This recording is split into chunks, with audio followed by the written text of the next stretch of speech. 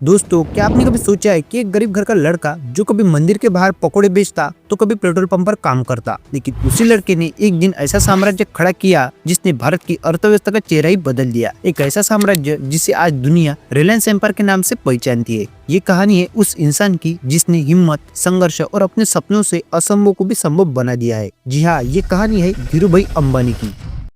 तो दोस्तों, कहानी की शुरुआत होती है 28 दिसंबर 1932 को गुजरात के जूनागढ़ के चोरवाड़ गांव से, जहां जन्म हुआ था धीरजलाल हीराचंद अंबानी यानी धीरूभाई अंबानी का। उनके पिता एक स्कूल टीचर थे। 5 भाई बहनों का परिवार था, लेकिन उनके पिता की आमदनी बेहद सीमित थी और धीरूभाई की शुरू से ही पढ़ाई में कोई खास रुचि नहीं थी। लेकिन अपने पिता के डर से वो स्कूल जाया करते थे। लेकिन जब घर की तंगी बढ़ने लगी तो उन्होंने ठान लिया कि अब कुछ काम करना पड़ेगा। और फिर एक दिन जब वो टहल रहे थे तो उन्होंने देखा कि मंदिर के किसी मेले में बहुत भीड़ थी। तो उन्होंने सोचा, मेले में इतने सारे लोग आए हैं तो उन्हें खाने की जरूरत तो होगी ही, और उनकी यही जरूरत मेरी खाली जेब भर सकती है। और फिर बिना कुछ ज्यादा सोचे उन्होंने उस गुल्लक को तोड़ा जिसमें वो सालों से अपने पिता से दिए हुए पैसे जमा कर रहे थे।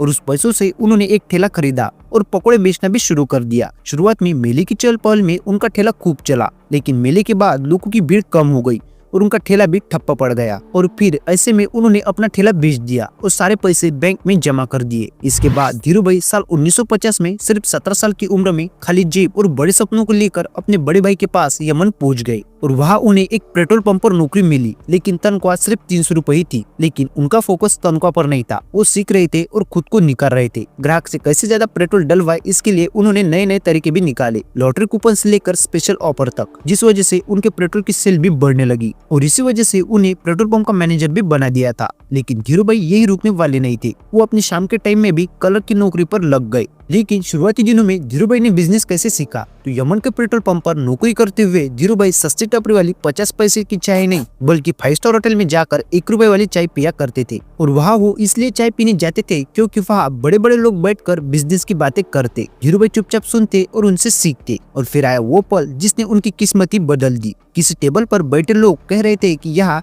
यमन में जो चांदी के सिक्के मिलते हैं उनमें धातु की कीमत ज्यादा होती है, पर लोग इसे मजाक समझकर हंस दिया करते थे। लेकिन धीरूभाई ने इसे ही मौका बना दिया। उन्होंने हजारों सिक्के पिघलाकर चांदी निकाली और उससे बहुत पैसे भी कमाए। और फिर अचानक सिक्कों की कमी को देखकर यमन गवर्नमेंट को शक हुआ और धीरूभाई समझ गए कि अब यहाँ रुकना सही नहीं है। और फिर साल 1958 में वो भारत लौट आए और मात्र 5000 रुपए से उन्होंने कपड़ों के धंधे में कदम रखा। लेकिन यहाँ एक समस्या थी कि यहाँ के बड़े व्यापारी जो यूनियन बनाकर छोटे व्यापारियों को दबाते थे। फैक्ट्री से महंगा माल मिलता और खरीदार सस्ता लेते और बीच का नुकसान छोटे व्यापारियों को झेलना पड़ता था, जिससे वो कभी भी आगे बढ़ नहीं पा रहे थे। और फिर धीरूभाई ने इन सभी छोटे व्यापारियों को इकट्ठा किया और तय किया कि फैक्ट्री से सस्ता माल उठाएंगे और अच्छे दाम में बेचेंगे। और जब ये काम प्रोसेस में आया तो इसमें बड़े व्यापारी भड़क गए और सभी बड़े व्यापारी एक आईएएस ऑफिसर से मिले और गोदाम पर ताला लगवा दिया। लेकिन धीरूभाई कहाँ मानने वाले थे। उन्होंने पूरा माल उस आईएएस ऑफिसर के घर के बाहर ही रखवा दिया और छोटे व्यापारियों के साथ खुद भी धरने पर बैठ गए। और फिर कुछ ही देर बाद ऊपर से दबाव आने के कारण उस ऑफिसर ने ताला खोला और उनका कारोबार फिर से चल पड़ा। और यही था धीरूभाई का स्टाइल। साल 1967 में धीरूभाई ने गुजरात के नरोदा में टेक्सटाइल मिल खोली और अपने ब्रांड का नाम रखा विमल। और ये नाम उन्होंने अपने भतीजे के नाम विमल पर रखा था। लेकिन शुरुआत में रिटेलर धीरूभाई से माल नहीं ले रहे थे, पर धीरूभाई का काम करने का तरीका बेहद ही लाजवाब था। वो शुरू में देश भर घूमे और कहा,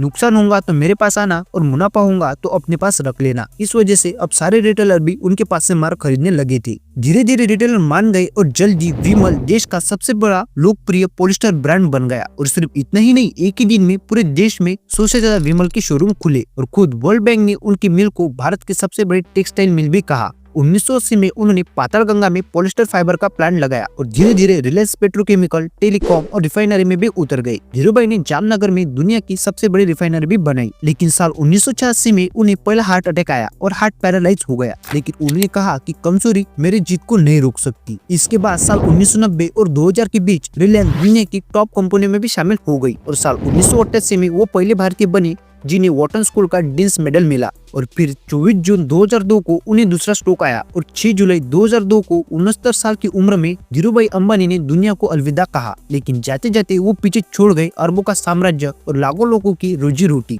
तो दोस्तों, ये थी धीरूभाई अंबानी की कहानी। आपको कैसे लगी हमें कमेंट बॉक्स में जरूर बताना। और हाँ, अगर आपको वीडियो अच्छी लगी तो वीडियो को लाइक और चैनल को सब्सक्राइब जरूर कर दीजिए।